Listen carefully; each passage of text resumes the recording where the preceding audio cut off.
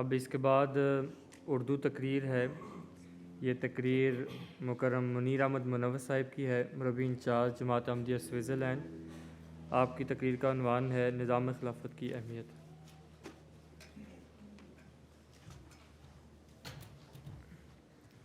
السلام علیکم ورحمۃ اللہ وبرکاتہ۔ اشہد ان لا الہ الا اللہ وحدہ لا شریک لہ واشہد ان محمدا عبدہ ورسولہ۔ اما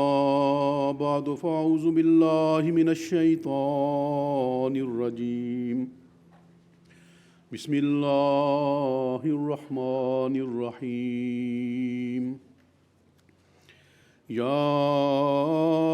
ایہا الذین آمنوا اتقوا اللہ حق تقاتہ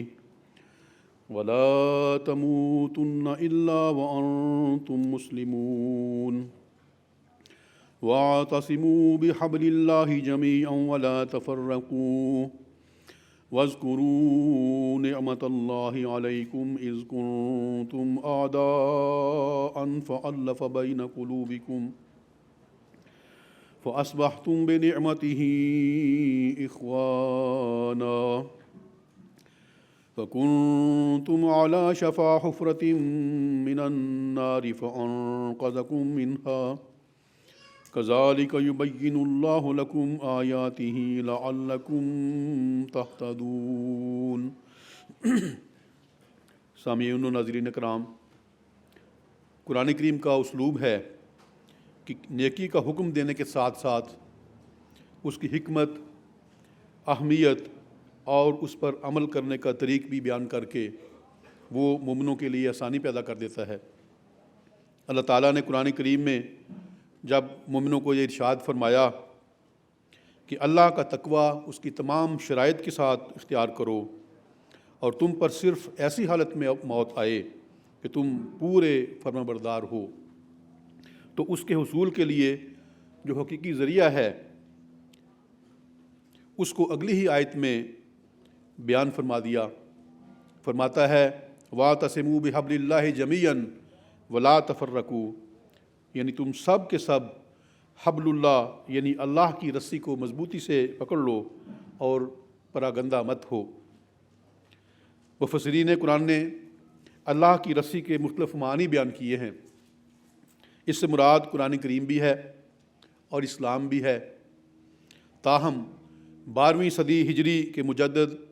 حضرت شاہ ولی اللہ صاحب محدث دہلوی رحمۃ اللہ علیہ فرماتے ہیں حبل اللہ سے مراد صرف خلافت حقہ اسلامیہ ہے۔ حضرت صلی اللہ علیہ وسلم فرماتے ہیں اقتدوا بالذین من بعد ابی بکر و عمر فانہما حبل اللہ الممدود فمن تمسک بہا فقد تمسک بالعروۃ الوثقی فمن تمسک بہا فقد تمسک بالعروۃ الوثقی لا انفصام لہا، یعنی میرے بعد ابو بکر اور عمر رضی اللہ عنہما کی پیروی کرو، کیونکہ وہ دونوں اللہ کی وہ لمبی رسی ہیں کہ جس نے ان دونوں کو مضبوطی سے پکڑ لیا اس نے ایک نہایت مضبوط قابل اعتماد چیز کو جو کبھی ٹوٹنے کی نہیں مضبوطی سے پکڑ لیا۔ ازالۃ الخفا صفحہ 64۔ سیدنا حضرت خلیفۃ المسیح الاول رضی اللہ تعالیٰ عنہ نے بھی یہی مراد لی ہے۔ فرماتے ہیں تم ادب سیکھو کیونکہ یہی تمہارے لیے بابرکت راہ ہے۔ تم اس حبل اللہ یعنی نعمت خلافت کو مضبوطی سے پکڑ لو، یہ بھی خدا کی رسی ہی ہے جس نے تمہارے متفرق اجزاء کو اکٹھا کر دیا ہے، بس اسے مضبوط پکڑ رکھو۔ سیدنا حضرت خلیفۃ المسیح رابع رحمہ اللہ تعالیٰ نے اپنے خطبہ جمعہ فرمودہ 24 جولائی 1987 میں اس آیت کریمہ کی تفسیر کرتے ہوئے فرمایا حبل اللہ سے مراد خدا تعالیٰ کا بھیجا ہوا رسول ہے، اور اس کی اطاعت اور بیعت میں داخل ہو کر اس کی غلامی کا دم بھرنا اور یہ کوشش کرتے رہنا کہ اس کی اطاعت سے باہر نہ جایا جائے، یہی وہ حبل اللہ ہے۔ اور انبیاء کی وفات کے بعد یہ حبل اللہ جاری رہتی ہے اور نبوت کے بعد سب سے اعلیٰ شکل میں خلافت کی صورت میں ملتی ہے۔ اس نعمت کا اللہ تعالیٰ نے تفصیل کے ساتھ سورہ نور کی آیت استخلاف میں بیان فرمایا ہے۔ وعد اللہ الذین آمنوا منکم وعملوا الصالحات لَيَسْتَخْلِفَنَّهُمْ فِي الْأَرْضِ كَمَا اسْتَخْلَفَ الَّذِينَ مِن قَبْلِهِمْ وَلَيُمَكِّنَنَّ لَهُمْ دِينَهُمُ الَّذِي ارْتَضَىٰ لَهُمْ وَلَيُبَدِّلَنَّهُمْ مِن بَعْدِ خَوْفِهِمْ أَمْنًا يَعْبُدُونَنِي لَا يُشْرِكُونَ بِي شَيْئًا وَمَن كَفَرَ بَعْدَ ذَلِكَ فَأُولَٰئِكَ هُمُ الْفَاسِقُونَ۔ اللہ نے تم میں سے ایمان لانے والوں اور اعمال صالحہ بجا لانے والوں سے وعدہ کیا ہے کہ وہ ان کو زمین میں خلیفہ بنا دے گا، جس طرح ان سے پہلے لوگوں کو خلیفہ بنا دیا تھا، اور جو دین اس نے ان کے لیے پسند کیا ہے وہ ان کے لیے اسے مضبوطی سے قائم کر دے گا، اور ان کے خوف کی حالت کے بعد وہ ان کے لیے امن کی حالت میں تبدیل کر دے گا۔ وہ میری عبادت کریں گے اور کسی چیز کو میرا شریک نہیں بنائیں گے، اور جو لوگ اس کے بعد بھی انکار کریں وہ نافرمانوں میں سے قرار دیے جائیں گے۔ سامعین و ناظرین کرام، اس آیت میں اللہ تعالیٰ نے جس نظام کا ذکر فرمایا ہے وہ آسمانی نظام ہے، جس کا سربراہ خود اللہ تعالیٰ مقرر فرماتا ہے، اور جس کا آئین ایک ابدی اور کامل کتاب قرآن شریف کی شکل میں اس نے نازل فرما دیا ہے، جو فطرت انسانی کے عین مطابق ہے۔ یہ نظام خلافت کہلاتا ہے، جو خدا تعالیٰ کے مامور اور اس کے مرسل نبی کی وفات کے بعد خدا تعالیٰ کی طرف سے قائم کیا جاتا ہے، اور اس وقت تک قائم رہتا ہے جب تک لوگ اس نظام کی شرائط کو پورا کرتے ہیں۔ سیدنا حضرت مسیح موعود علیہ السلام خلافت کے بارے میں، الہی وعدے کے بارے میں ایک غلط فہمی کا ازالہ کرتے ہوئے اپنی کتاب شہادت القرآن کے صفحہ نمبر 34 پر فرماتے ہیں، بعض صاحب آیت وعد اللہ الذین آمنوا منکم وعملوا الصالحات لَيَسْتَخْلِفَنَّهُمْ فِي الْأَرْضِ كَمَا اسْتَخْلَفَ الَّذِينَ مِن قَبْلِهِمْ کی عمومیت سے انکار کر کے کہتے ہیں کہ منکم سے صحابہ ہی مراد ہیں۔ یعنی حضور فرماتے ہیں، بعض لوگ کہتے ہیں کہ یہ آیت عام نہیں ہے، ہر زمانے کے لیے نہیں ہے، یہ صرف صحابہ اس سے مراد ہیں۔ اور حضور فرماتے ہیں اور خلافت راشدہ حقہ انہی کے زمانہ تک ختم ہو گئی، اور پھر قیامت تک اس خلافت کا نام و نشان نہیں ہوگا۔ گویا ایک خواب و خیال کی طرح اس خلافت کا صرف 30 برس تک ہی دور تھا، اور پھر ہمیشہ کے لیے اسلام ایک لازوال نحوست میں پڑ گیا۔ مگر میں پوچھتا ہوں کہ کیا کسی نیک دل انسان کی ایسی رائے ہو سکتی ہے کہ وہ حضرت موسیٰ علیہ السلام کی نسبت تو یہ اعتقاد رکھے کہ بلا شبہ ان کی شریعت کی برکت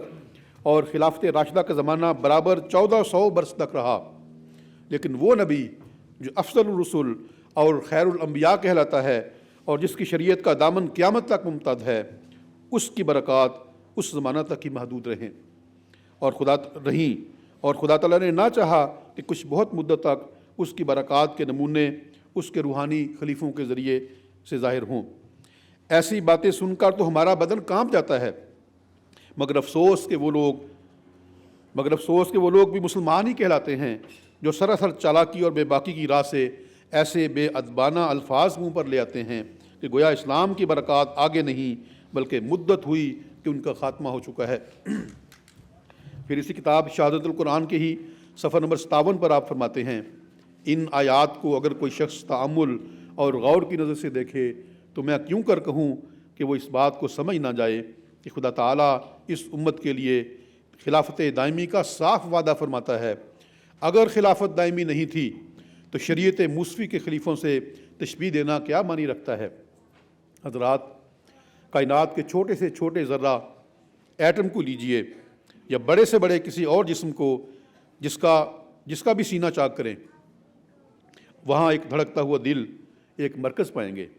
جو اس ذرہ یا اس جسم کی ہر حرکت اور سکون کا محور ہوگا۔ اسی طرح عالم صغیر ہو یا عالم کبیر، عالم صغیر انسان کو کہا جاتا ہے اور عالم صغیر یہ جو یونیورس ہے، جو کائنات ہے، اسی طرح عالم صغیر ہو یا عالم کبیر، ہر ایک عالم میں قدرت کا یہی قانون کار فرما نظر آتا ہے۔ عالم صغیر یعنی انسان کے تمام اعضاء اور اعصاب اور رگ و ریشے اس کے دل کے ایک ایک اشارہ پر حرکت کرتے ہیں، تو عالم کبیر میں موجود تمام سیارے اور ستارے اپنا ایک مرکز رکھتے ہیں کچھ سیارے مل کر ایک نظام بناتے ہیں جن کا مرکز ایک سورج ہوتا ہے، اور اسی قسم کے چند نظام مل کر ایک گیلیکسی بناتے ہیں، اور کائنات میں موجود اس قسم کی بے شمار گلیکسیز ہیں جو ایک بڑا مرکز رکھتی ہیں اور اپنے اپنے محور پر حرکت کر رہی ہیں۔ کائنات کے چھوٹے سے چھوٹے ذرہ سے لے کر بڑی سے بڑی گلیکسی تک میں جو یہ وحدت ہے، یہ جہاں ہمیں خدا تعالیٰ کی توحید کی طرف توجہ دلاتی ہے، وہاں اس میں بری نوع انسان کی معاشرتی زندگی کے لیے ایک شاندار سبق بھی پنہاں ہے کہ دنیا کا کوئی بھی نظام، کوئی بھی کاروبار مرکزیت کے بغیر نامکمل ہے۔ معاشرہ میں مل جل کر رہنے کے لیے ایک نظام کی ضرورت ہے جس میں ایک ایسا مرکز ہونا چاہیے جسے ہر فرد اپنے اوپر تسلیم کرے۔ اسی پر نوع انسانی کے نظام کی کامیابی کا مدار ہوگا، اسی پر اس کی ترقی کا انحصار ہوگا۔ جہاں تک انسانی معاشرہ میں نظام کا تعلق ہے، یہ دنیا کے ہر خطے، ہر ملک اور ہر قبیلہ میں موجود ہے، اور اس کا ہر جگہ ہونا اس بات کی قطعی دلیل ہے کہ یہ واقعی فطرت کی آواز ہے۔ لیکن ان نظاموں میں آئے دن پیدا ہونے والی گڑبڑ اور تبدیلیاں، برپا ہونے والے انقلابات، رونما ہونے والے فسادات کی وجہ سے اس بات پر یقین آ جاتا ہے کہ یہ حقیقی نظام نہیں ہیں۔ ان میں مرکزیت کی وہ فطری روح نہیں جو خدا تعالیٰ کے منشاء کے مطابق ہے۔ خدا تعالیٰ تو چاہتا ہے کہ بنی نوع انسان پرسکون زندگی بسر کریں، پورے اطمینان کے ساتھ اس دنیا میں رہیں۔ اس نقطۂ نظر کو سامنے رکھ کر جب ہم ساری دنیا میں مختلف نظاموں کا مطالعہ کرتے ہیں تو ہمیں اس سوال کا جواب صرف اور صرف خدا تعالیٰ کی نازل کردہ کتاب قرآن کریم میں ملتا ہے، یعنی نظام خلافت، جس کا ذکر سورہ نور کی آیت استخلاف میں ہے اور جس کی تلاوت کی سعادت خاکسار نے شروع میں حاصل کی۔ ناظرین کرام، لغت کی روح سے خلافت کے معنی نیابت اور جانشینی کے ہیں، اور اصطلاحاً اس سے مراد نبی کا جانشین ہوتا ہے۔ علامہ بیضاوی جو مشہور مفسر قرآن ہے، انہوں نے لفظ خلیفہ کے معنی بیان کرتے ہوئے لکھا ہے، وَالْخَلِيفَةُ مَنْ يَخْلُفُ غَيْرَهُ وَيَنُوبُ مَنَابَهُ وَالْحَاءُ فِيهِ لِلْمُبَالَغَةِ، یعنی خلیفہ دوسرے شخص کے بعد ہوتا ہے اور اس کی قائم مقامی کرتا ہے، اور اس میں جو ہا ہے وہ مبالغہ کے لیے ہے۔ ایک اور مفسر علامہ ابن اسیر لکھتے ہیں، الخلیفۃ من یقوم مقام الذاہب ویصوم مصدہ، کہ خلیفہ وہ ہوتا ہے جو کسی جانے والی کی جگہ پر کھڑا ہوتا ہے اور اس کے جانے کی وجہ سے پیدا ہونے والے خلا کو پر کرتا ہے۔ سیدنا حضرت مسیح موعود علیہ السلام فرماتے ہیں، خلیفہ کے معنی جانشین کے ہیں، جو تجدید دین کرے۔ نبیوں کے زمانے کے بعد جو تاریکی پھیل جاتی ہے اس کو دور کرنے کے واسطے جو ان کی جگہ آتے ہیں انہیں خلیفہ کہا جاتا ہے۔ حضرت مسیح موعود علیہ السلام نے اپنے رسالہ الوصیت میں انبیاء اور رسولوں کے ظہور کو خدا تعالیٰ کی ایک قدرت کے ظہور سے تعبیر کیا ہے، اور خلفاء کے ظہور کو خدا تعالیٰ کی قدرت ثانیہ کے ظہور سے بیان فرمایا ہے۔ آپ فرماتے ہیں، سو اے عزیزو، جب کہ قدیم سے سنت اللہ یہی ہے کہ خدا تعالیٰ دو قدرتیں دکھلاتا ہے تا مخالفوں کی دو جھوٹی خوشیوں کو پامال کر کے دکھلا دے، سو اب ممکن نہیں ہے کہ خدا تعالیٰ اپنی قدیم سنت کو ترک کر دے، اس لیے تم میری اس بات سے جو میں نے تمہارے پاس بیان کی غمگین مت ہو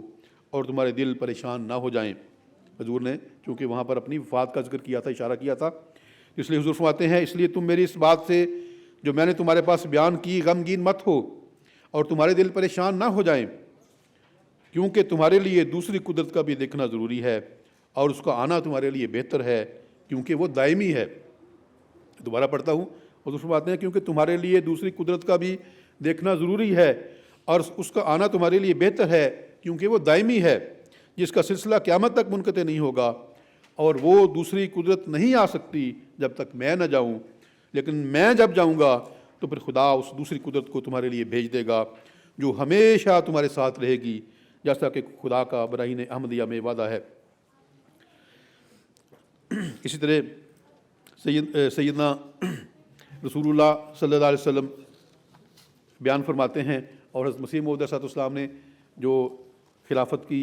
کا یہ جو پہلو ہے ہمارے سامنے رکھا ہے، اس کی تائید بھی اس حدیث سے ہوتی ہے۔ رسول کریم صلی اللہ علیہ وسلم فرمایا، ما کانت النبوۃ قط الا تبعتھا خلافۃ، کہ ہر نبوت کے بعد خلافت لازمی طور پر قائم ہوتی ہے، اور آخری زمانے میں خلافت علی منہاج النبوت کے قیام کی خبر تو تو حضرت صلی اللہ علیہ وسلم 1400 سال پہلے دے چکے ہیں۔ حضرت حذیفہ رضی اللہ تعالیٰ عنہ بیان کرتے ہیں کہ حضرت صلی اللہ علیہ وسلم نے فرمایا کچھ عرصہ جب تک اللہ چاہے گا نبوت کا زمانہ رہے گا، یعنی حضرت صلی اللہ علیہ وسلم اللہ تعالیٰ کے نبی تھے، تو فرمایا کچھ عرصے تک جب تک اللہ چاہے گا یہ نبوت کا زمانہ رہے گا، پھر خلافت نبوت کے طریق پر قائم ہوگی اور اس وقت تک رہے گی جب تک اللہ کا منشا ہوگا، پھر وہ ختم ہو جائے گی اور بادشاہت کا دروازہ کھل جائے گا، اور کچھ عرصہ تک جب تک اللہ چاہے گا کھلا رہے گا، پھر اس کے بعد جابر حکومتیں شروع ہو جائیں گی، پھر اللہ تعالیٰ ان کو ختم کر دے گا اور اس کے بعد دوبارہ نبوت کے طریق پر خلافت قائم ہوگی۔ پھر آپ نے خاموشی اختیار فرمائی۔ اس حدیث سے صاف ظاہر ہوتا ہے کہ اسلام کی نشت ثانیہ میں خلافت علی منہاج النبوت کا نظام دائمی اور تا قیامت ہوگا انشاءاللہ۔ ناظرین کرام، عالم اسلام اس کی اہمیت کو سمجھتا ہے، اور مختلف علماء اور لیڈران جو ہیں وہ اپنے اس طلب کا اظہار کرتے رہتے ہیں کہ خلافت کے بغیر جو ہے وہ مسلمان جو ہے وہ متحد نہیں ہو سکتے۔ مشہور عرب عالم الشیخ الطنطاوی الجوہری آیت استخلاف درج کرنے کے بعد لکھتے ہیں اس آیت کا ہم نے اس کتاب میں دوبارہ ذکر کیا ہے، اور مسلمانوں کے درمیان اتحاد کا طریق بیان کرنے کے بعد ہم نے پھر اس آیت کو دہرایا ہے، کیونکہ اس طریق کا علم ہمیں کتاب عزیز سے ہوتا ہے، اور اس کے بغیر مسلمانوں کی کامیابی کا اور کوئی طریق ہی نہیں، نہ ہی انہیں زمین میں خوشحالی اور طاقت ہو سکتی ہے، اور نہ ہی حکومت میسر آ سکتی ہے، اور نہ ہی اس کا خوف امن سے تبدیل ہو سکتا ہے، مگر صرف اور صرف اس خلافت کے ذریعے سے۔ 1974 میں لاہور میں مسلمان سربراہان حکومت کی کانفرنس ہوئی، اور اس موقع پر ایک مشہور صحافی اور عالم دین مولانا عبد الماجد دریابادی، جو صدق جدید اخبار کے ایڈیٹر تھے، انہوں نے خلافت کے بغیر اندھیرا کا عنوان دے کر لکھا، اتنے تفرق و تشتت کے باوجود کبھی کسی کا ذہن اس طرف نہیں جاتا کہ عراق کا منہ کدھر اور شام کا رخ کس طرف ہے، مصر کدھر اور حجاز اور یمن کی منزل کون سی ہے، اور لیبیا کی کون سی۔ ایک خلافت اسلامیہ آج ہوتی تو اتنی چھوٹی چھوٹی ٹکڑیوں میں آج مملکت اسلامیہ کیوں تقسیم در تقسیم ہوتی، ایک اسرائیل کے مقابل پر سب کی الگ الگ فوجیں کیوں لانا پڑتی، ترک اور دوسرے فرما روا آج تک تنسیخ خلافت کی سزا بھگت رہے ہیں، اور خلافت کو چھوڑ کر قومیتوں کا جو افسون شیطان نے کان میں پھونک دیا وہ دماغوں سے نہیں نکالتے۔ اسی طرح پاکستان کا ایک ریٹائرڈ جج جسٹس AR چنگیزی لکھتا ہے، تم نے پاکستان کے قیام کی جدوجہد کے سلسلہ میں اللہ تعالیٰ سے عہد کیا تھا کہ پاکستان میں تم اپنی زندگی قرآن و سنت کے مطابق گزارو گے اور خلافت قائم کرو گے، مگر پاکستان کے بنتے ہی تم نے اس عہد کو فراموش کر دیا اور آج تک نظام خلافت قائم نہیں کیا۔ بس اے ممبران جماعت احمدیہ، تمہاری یہ خوش بختی ہے کہ تم کو نعمت خلافت سے نوازا گیا ہے، ورنہ اس نعمت سے محروم لوگوں کا واویلا دیکھو کہ وہ کیا رونا رو رہے ہیں۔ یہ بہت ساری مثالوں میں سے چند ایک مثالیں ہیں جو خاکسار نے پیش کی ہیں۔ غیر عمدی لیڈر خلافت کے قیام کی بڑی طلب رکھتے ہیں، لیکن بھول جاتے ہیں کہ اس کی بنیادی شرط منہاج نبوت ہے۔ نبوت کا انکار کر بیٹھے ہیں تو خلافت پھر کہاں سے آئے گی؟ اس ضمن میں سیدنا حضرت خلیفۃ المسیح رابع رحمہ اللہ تعالیٰ فرماتے ہیں، خلافت سے پہلے لازم ہے کہ نبوت ہو، نبوت کے بغیر خلافت کا وجود ہی نہیں، نہ خلافت دنیا میں قائم کی جا سکتی ہے، کیونکہ نبوت ہی ایک منصب ہے جو براہ راست خدا تعالیٰ کی طرف سے قیام میں لایا جا سکتا ہے، اور اس پر ایک ایسا شخص فائز فرما دیا جاتا ہے جو خدا تعالیٰ کی نظر میں سب سے معزز ہو اور وہ صاحب تقویٰ ہو۔ حضور فرماتے ہیں، بس جب تک بگڑے ہوئے نظام پر خدا کا نمائندہ پہلے مقرر نہ کیا جائے، انتخابی اداروں میں یا انتخابی نظام میں تقویٰ داخل ہو ہی نہیں سکتا۔ یہ ایک ایسی حقیقت ہے جسے دنیا میں کوئی تبدیل نہیں کر سکتا۔ آپ فرماتے ہیں، سارا عالم اسلام مل کر زور لگا لے اور خلیفہ بنا کر دکھا دے، وہ نہیں بنا سکتا، کیونکہ خلافت کا تعلق خدا کی پسند سے ہے، اور خدا کی پسند اس شخص پر خود انگلی رکھتی ہے جسے وہ صاحب تقویٰ سمجھتا ہے، اور اس کے بعد پھر وہ متقیوں کے ایک گروہ اپنے گرد جمع کرتا ہے، وہ دہی کے قطرے کی طرح دودھ میں جاگ بن جاتا ہے، اور جو لوگ بھی اس کے ارد گرد اکٹھے ہوتے ہیں وہ نبی کے تقویٰ سے تقویٰ پا کر متقی ہونا شروع ہو جاتے ہیں۔ پھر ان کا خطاب پھر ان کا انتخاب خدا کا انتخاب کہلاتا ہے۔ اگر وہ متقی نہ ہوں تو ان کا انتخاب خدا کا انتخاب نہیں کہلا سکتا۔ بس جماعت احمدیہ جب کہتی ہے کہ خلیفہ خدا بناتا ہے تو ان معنوں میں خدا بناتا ہے۔ بس خلافت کے ساتھ جماعت کے تقویٰ کا بہت گہرا تعلق ہے۔ اگر جماعت متقی ہوگی تو اس کا انتخاب خدا کا انتخاب ہوگا، اس کی نظر ہمیشہ تقویٰ پر پڑے گی اور اس کی عزتوں کا معیار تقویٰ رہے گا۔ ناظرین کرام، صادق و مصدوق حضرت محمد مصطفیٰ صلی اللہ علیہ وسلم کی دی ہوئی خبر سچی نکلی۔ اللہ تعالیٰ نے وقت پر امام مہدی اور مسیح موعود کو بھیجا، جس کو خود آپ نے صحیح مسلم کی حدیث میں 4 دفعہ نبی اللہ کا لقب دیا تھا اور غلبہ اسلام کو اس کے ساتھ منسلک کر دیا تھا۔ دیکھیں، وہ امام علیہ الصلوۃ والسلام غلبہ اسلام کی خبر دیتے ہوئے فرماتا ہے، اے تمام لوگوں سن رکھو کہ یہ اس کی پیشگوئی ہے جس نے زمین و آسمان بنایا، وہ اپنی اس جماعت کو تمام ملکوں میں پھیلا دے گا۔ ہم اس کی شاہد ہیں، آج ہم دیکھ رہے ہیں کہ اللہ تعالیٰ کے فضل سے 200 سے زائد ملکوں میں اللہ تعالیٰ نے اس جماعت کو پھیلا دیا ہے، اور اس میں سوئٹزرلینڈ بھی ایک ملک ہے۔ آپ فرماتے ہیں، اے تمام لوگوں سن رکھو کہ یہ اس کی پیشگوئی ہے جس نے زمین و آسمان بنایا، وہ اپنی اس جماعت کو تمام ملکوں میں پھیلا دے گا اور حجت اور برہان کی روح سے سب پر ان کو غلبہ بخشے گا۔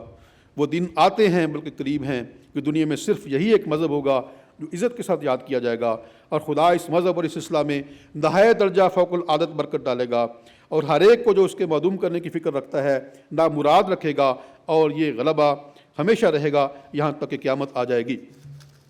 معزز ناظرین، یہ غلبہ خلافت کے ذریعے ہی مقدر ہے، کیونکہ خلیفہ وقت کی قیادت میں جماعت کا ایک ایک رکن، جماعت کا ایک ایک کارکن، وہ عہدیدار ہو یا غیر عہدیدار ہو، وہ صبح سے لے کے شام تک وہ اپنے خون جگر کو جلاتا ہے اور محنت کرتا ہے۔ اللہ تعالیٰ کے فضل سے ہر جگہ ہی جماعت جو ہے وہ اسلام کی نمائندہ بنتی ہے۔ مجھے یاد ہے کہ آسٹریا میں جب خاکسار تھا تو وہاں ہمارے ایک آسٹرین وہاں کے رہنے والے ٹیچر تھے، انہوں نے وہاں پر آسٹریا میں موجود تمام اسلامی تنظیموں کو ای میل کی کہ میں اسلام کے بارے میں معلومات حاصل کرنا چاہتا ہوں۔ کسی نے ان کو جواب نہیں دیا۔ ان کی ایک ای میل ہمیں بھی آئی اور اللہ تعالیٰ کے فضل سے ہم نے ان کو جواب دیا۔ پھر وہ ہمارے پاس آئے، ہمارے پاس رہے 3-4 دن، اور اللہ تعالیٰ کے فضل سے بیعت کر کے بھی واپس گئے۔ تو جماعت احمدیہ ہی آج اسلام کی حقیقی نمائندہ ہے اور ہر جگہ موجود ہے۔ ابھی کل ہمارے پاس یہاں پر 54 یوکرینین ترک یہاں پر تشریف لائے تھے، اور یہ مختلف علاقوں سے آئے تھے، ایک شہر میں نہیں رہتے، آپس میں رشتہ دار بھی نہیں ہیں، لیکن اللہ تعالیٰ کا فضل ہے۔ کل میں نے ان سے پوچھا، میں نے کہا کہ آپ کو کسی کو 3 مہینے، کسی کو 4 مہینے ہو گئے آئے ہوئے، کیا کوئی اسلامی تنظیم جماعت احمدیہ کے علاوہ آپ کے پاس آئی؟ کیا کسی مسجد کا امام آپ کے پاس آیا آپ کے حال پوچھنے کے لیے، یا آپ کو ویلکم کرنے کے لیے، یا آپ کو دین کی طرف بلانے کے لیے؟ انہوں نے کہا کوئی نہیں آیا، ایک آپ ہیں جو آئے۔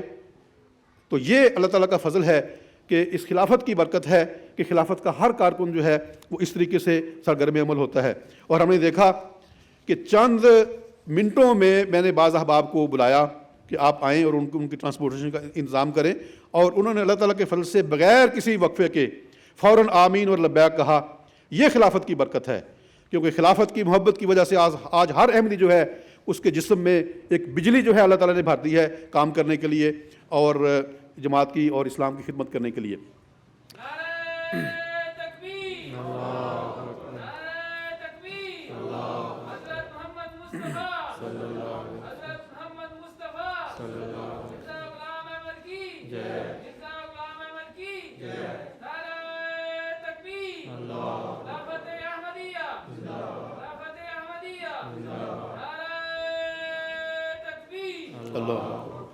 ناظرین کرام، خلافت کی اہمیت کا ایک پہلو خلیفہ کے مقام سے تعلق رکھتا ہے۔ خلافت ایک نعمت ربانی ہے، اس کو خلافت رحمت بھی کہتے ہیں۔ اس منصب پر فائز ہونے والا مبارک وجود حضرت سید محمد اسماعیل صاحب شہید رحمۃ اللہ علیہ کے الفاظ میں سایہ رب العالمین، ہم سایہ انبیاء و مرسلین، سرمایہ ترقی دین، اور ہم پایہ ملائکہ مقربین ہے۔ وہ دائرہ امکان کا مرکز، تمام وجوہ سے باعث فخر اور ارباب عرفان کا افسر ہوتا ہے۔ اس کا دل تجلی رحمان کا عرش اور اس کا سینہ رحمت وافرہ اور خدا تعالیٰ کے جلال اور اقبال کا پرتاؤ ہوتا ہے۔ اس سے اعراض معارضہ تقدیر اور اس سے مخالفت رب قدیر ہے۔ حضرت سید صاحب موصوف خلیفہ راشد کا اعلیٰ و عرفہ اور پاکیزہ مقام بیان کرتے ہوئے مزید فرماتے ہیں، جو صاحب کمال اس کے ساتھ اپنے کمال کا موازنہ کرے وہ مشارکت حق تعالیٰ پر مبنی ہے۔ یعنی کوئی بندہ اگر سمجھے کہ میں بڑا عالم ہوں، مجھے بڑا علم ہے، اگر وہ وقت کے خلیفہ کے مقابلے میں آ جاتا ہے تو گویا وہ خدا تعالیٰ کی مخالفت کرتا ہے، خدا تعالیٰ کے ساتھ شریک ٹھہرا رہا ہے کسی کو۔ فرماتے ہیں جو صاحب کمال اس کے ساتھ اپنے کمال کا موازنہ کرے وہ مشارکت حق تعالیٰ پر مبنی ہے۔ اہل کمال کی یہی علامت ہے کہ اس کی خدمت میں مشغول اور اس کی اطاعت میں مبذول رہیں، اس کی ہمسری کے دعویٰ سے دستبردار رہیں اور اسے رسول کی جگہ شمار کریں۔ یہ ایک صدی پہلے مسیح السلام سے یہ بزرگ حضرت سید اسماعیل شہید صاحب کا حوالہ ہے۔ آپ ایک دوسری جگہ پر بیان فرماتے ہیں، امام رسول کے سعادت مند فرزند کی مانند ہے، تمام اکابر امت و بزرگان ملت ملازموں اور خدمتگاروں اور جانثار غلاموں کی مانند ہیں۔ پس جس طرح تمام اکابر سلطنت و ارکان مملکت کے لیے شہزادہ والائے قدر کی تعظیم ضروری ہے اور اس سے توسل واجب ہے اور اس سے مقابلہ نمک حرامی کی علامت اور اس پر مفاخرت کا اظہار بد انجامی پر دلالت کرتا ہے، ایسا ہی ہر صاحب کمال کے حضور میں تواضع اور تذلل سعادت دارین کا باعث ہے، اور اس کے حضور اپنے علم اور کمال کو کچھ سمجھ بیٹھنا دونوں جہان کی شکاوت ہے، اس کے ساتھ یگانگت رکھنا رسول سے یگانگت رکھنا ہے، اور اس سے بیگانگی ہو تو خود رسول سے بیگانگی ہے۔ یہ ہے مقام جو جماعت احمدیہ سے پہلے بھی جو امت کے صلحاء تھے وہ بیان کرتے تھے، اس کا یہ خلاصہ جو سمجھ لیں۔ حضرات، خلیفہ وقت نبی کے بعد ایک اعلیٰ اور منفرد مقام پر فائز ہوتا ہے،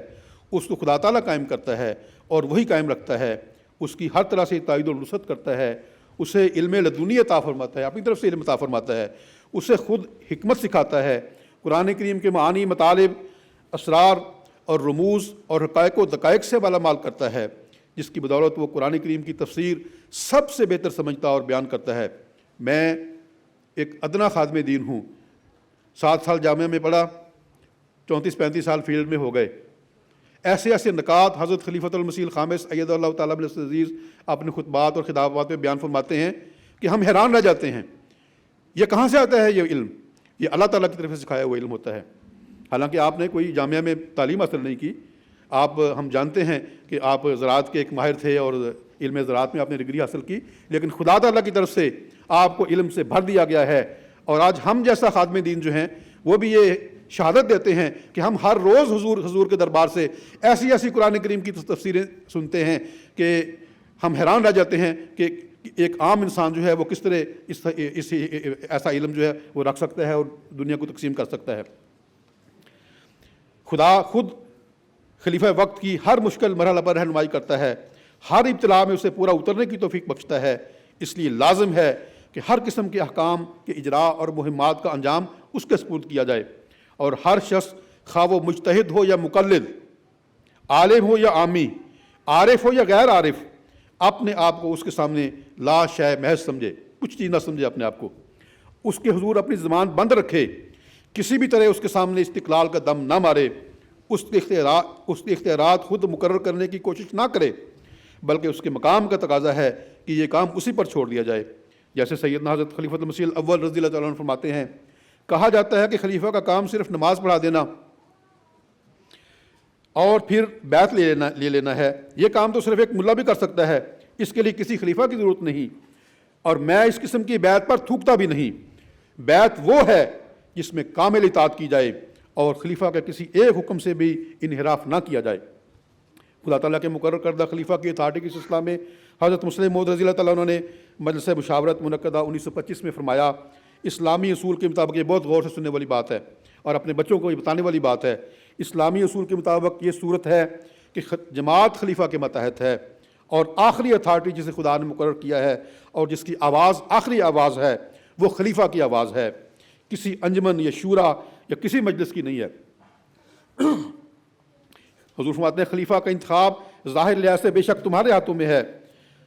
تم اس کے متعلق دیکھ سکتے ہو اور غور کر سکتے ہو، مگر باطنی طور پر خدا کے اختیار میں ہے۔ خدا تعالیٰ فرماتا ہے،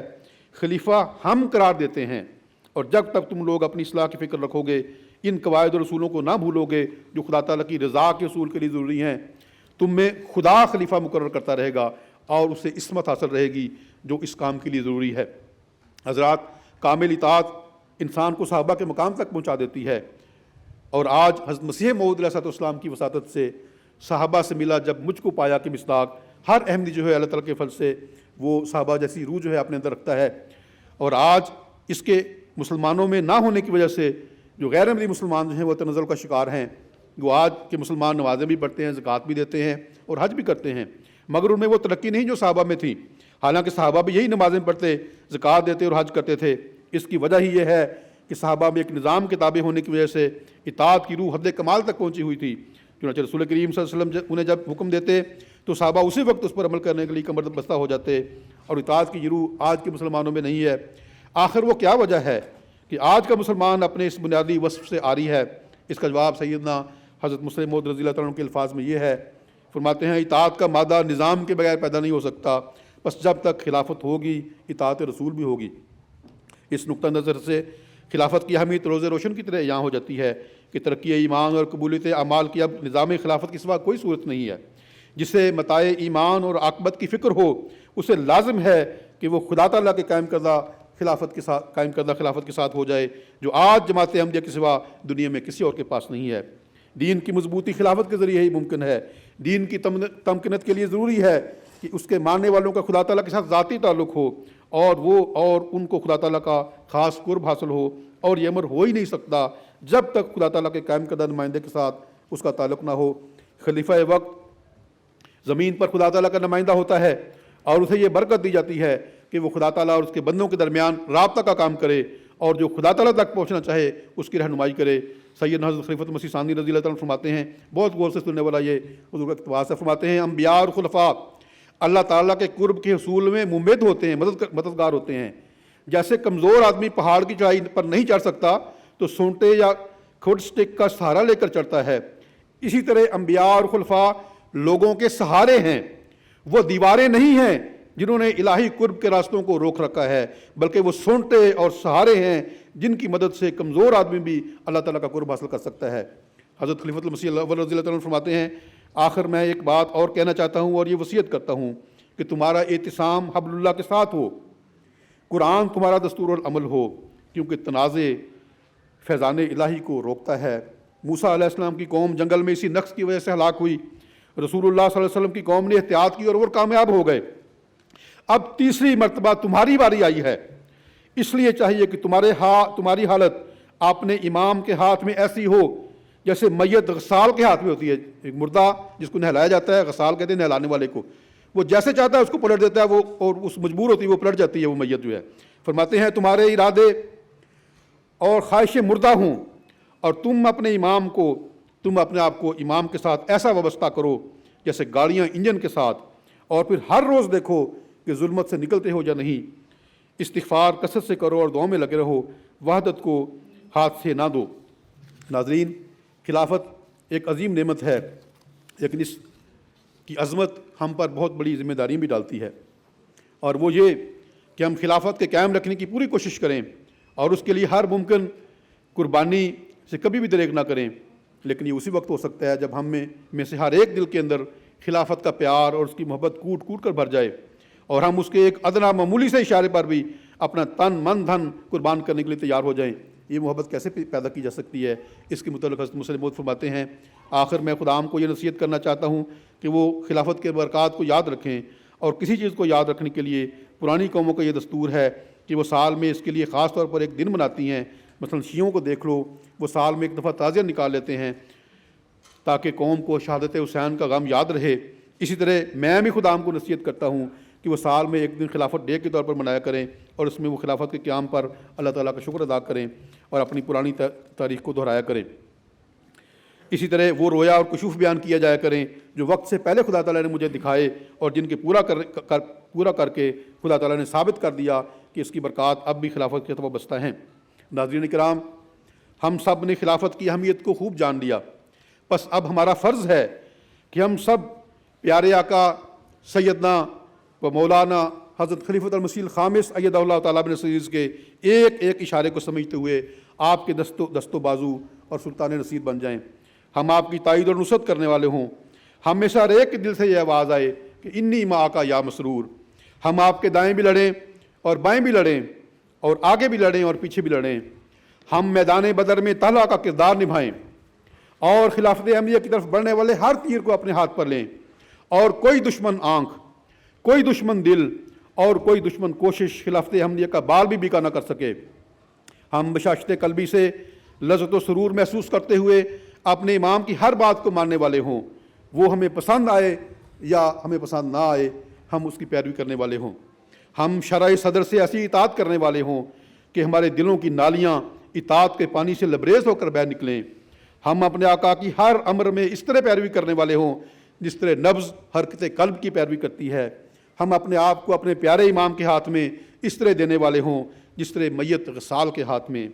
ہم اپنے امام سے اس طرح وابستہ ہو جائیں جس طرح گاڑیاں انجن کے ساتھ۔ ہم خلافت احمدیہ کی خاطر اپنی جان، مال، وقت اور عزت کو قربان کرنے کے لیے ہر دم تیار ہوں، اور صرف اس کا وعدہ نہ کریں بلکہ اس کو عملی شکل میں ڈھالتے رہیں، اور اپنی اولاد در اولاد کو خلافت احمدیہ سے وابستہ رہنے کی تلقین کرنے والے ہوں۔ خلافت کی محبت اور اطاعت ہمارے جسم کے ہر عضو سے یوں ظاہر ہو کہ دیکھنے والا ہر دشمن جا کے اس بات کی گواہی دے کہ تم لوگ خلافت احمدیہ کا مقابلہ نہیں کر سکتے، کیونکہ اس کے چاہنے والے انسان نہیں، موتیں ہیں جو خلافت کی خاطر اپنا تن من دھن قربان کرنے کے لیے تیار ہیں۔ میں اپنی تقریر حضرت مسلم موعود رضی اللہ تعالیٰ عنہ کے ان الفاظ پر ختم کرتا ہوں۔ آپ فرماتے ہیں، خلافت زندہ رہے، اس کے گرد جان دینے کے لیے ہر مومن آمادہ کھڑا ہو۔ صداقت تمہارا زیور، امانت تمہارا حسن، تقوی تمہارا لباس ہو، خدا تعالیٰ تمہارا ہو اور تم اس کے ہو، آمین یا رب العالمین۔ اللہ اکبر، اللہ اکبر، زندہ باد، زندہ باد، اللہ اکبر۔